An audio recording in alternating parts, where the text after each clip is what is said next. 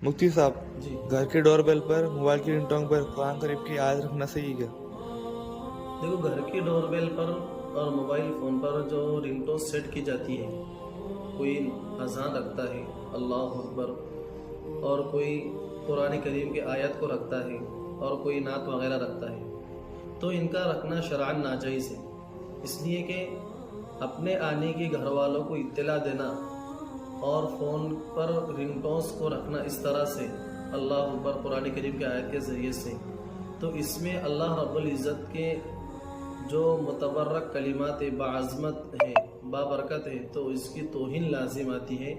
इसलिए शरीयत में इसका रिंगटोन्स पर अल्लाह अकबर कुरान करीम की आयत या नात, और घर के डोरबेल पर कुरान करीम की आयत या नात शरीफ वगैरह या कलमे ला इलाहा इल्लल्लाह या अज़ान अल्लाह अकबर, इनका रखना शरअन नाजायज़ है। अस्सलामु अलैकुम।